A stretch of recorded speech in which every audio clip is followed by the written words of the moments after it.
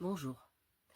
Comme je le dis à chaque fois, le but ici n'est pas de parler de moi, mais de vous donner un exemple que je connais et qui, je crois, est assez partagé, afin de vous permettre peut-être, si vous vous reconnaissez, de trouver quelques réponses. Je discutais avec une amie chère, et celle-ci m'a dit « Je suis vraiment un boulet ». Et ça m'a fait tellement de peine de l'entendre dire ça. Ça nous arrive à tous, ou presque, de parler mal de nous-mêmes. On se dit qu'il s'agit d'un jeu, même si au fond, on croit vraiment ce que l'on dit. Ces insultes ont toujours une origine dans notre vécu et nos ressentis. Moi-même, je me traitais souvent de merde. Mon père lui-même me traitait de sous-merde. Ces insultes qu'on s'impose racontent quelque chose de nous. Et elles ont un impact terrible sur nous et sur ceux qui nous aiment. Sur nous parce que ce que notre cerveau entend, il le croit vrai. Et donc, plus on se flagelle, et plus il sera convaincu d'être ce que nous disons. Bien sûr, si on a une faible estime de soi, on pensera que ce n'est pas bien grave, et que ce n'est finalement que la vérité. Mais ceux qui nous aiment sont aussi impactés. Entendre mon amie s'insulter, alors qu'elle parlait des événements tragiques de sa vie, m'a fait très mal, parce que je ne suis absolument pas d'accord avec elle, et que ses mots sont profondément injustes vis-à-vis de la femme qu'elle est. Quand nous nous insultons, nous nous poignardons nous-mêmes, et nous poignardons ceux qui nous aiment. Et lorsque ceux qui nous aiment s'offusquent, cela nous fait rire, et nous leur disons que leur amour les aveugle, ce qui leur fait encore plus de mal. Je l'ai appris il y a peu, et c'est pour cela que je vous en parle, dans l'espoir de vous faire gagner du temps. Je l'ai compris lorsque mon compagnon m'a dit en partant « C'est difficile d'aimer quelqu'un qui ne s'aime pas ».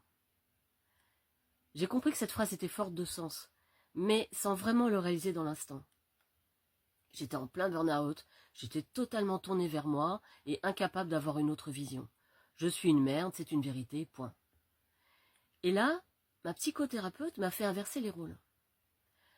Inverser les rôles est un exercice précieux pour comprendre ce que les autres ressentent et la portée de nos mots. Le problème, c'est que lorsque l'on pense du mal de nous, c'est comme si on disait le ciel est bleu. Pour nous, c'est une vérité qui ne pose pas de questions. Et donc, on ne pense pas à inverser les rôles. Mais lorsqu'elle m'a demandé d'imaginer que celui que j'aime me disait qu'il était une merde, comme ça m'a fait mal. Et même là, en vous le disant. Bien sûr, les choses étaient plus complexes entre nous. Mais effectivement, si, quoi que je fasse, il m'avait dit « je suis une merde », je me serais sentie tellement impuissante, voire inutile malgré tout mon amour. Pensez que c'est ce que ressentent les gens qui nous aiment. Et si, malgré leur amour, nous continuons à nous rabaisser, c'est comme si nous crachions sur leur amour, comme si nous leur disions que leur amour est inutile et ridicule, qu'il s'agisse de notre conjoint, de nos parents, de nos enfants, de nos amis. Réfléchissez à ça, et arrêtez de nourrir cette souffrance en vous, car ce sont les autres que nous faisons souffrir. Et si nous ne sommes pas capables de nous aimer nous-mêmes, finalement, que vaut notre amour des autres? Sur quel fondement se base-t-il? Ne restez pas seul avec cette souffrance, faites-vous aider. Et si ce n'est pas pour vous au début, faites-le pour ceux que vous aimez. C'est ce que j'ai fait il y a 27 ans, parce que je voulais couper le cercle de souffrance et en libérer mes fils. Puis, petit à petit, on apprend à s'aimer et on le fait pour nous. Un jour, le miracle se produit. On se regarde dans le miroir et on se dit « je t'aime », en dehors de toute autre considération. Et si là, vous me répondez « je ne mérite pas d'être aimé », je dis « stop », d'accord? Posez-vous la question. Quand je dis ça, qui parle? Très honnêtement, de vous à vous. Et vous verrez, c'est forcément quelqu'un de votre enfance, dont vous avez intégré le fonctionnement, mais ce n'est certainement pas vous. Aujourd'hui, je remercie infiniment tous ceux qui m'ont témoigné leur amour, alors que j'étais incapable de le faire moi-même.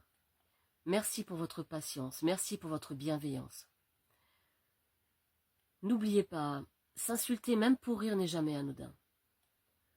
Le chemin était long, mais aujourd'hui, à 54 ans, je m'aime sans condition. Et vous savez, le plus étonnant, hier soir, alors que je préparais cette vidéo, Un ami de longue date qui a toujours été dans un autosabotage violent m'a dit « Je commence à me retrouver moi-même et finalement je m'aime bien ce con. » Bon, il reste à éliminer les insultes.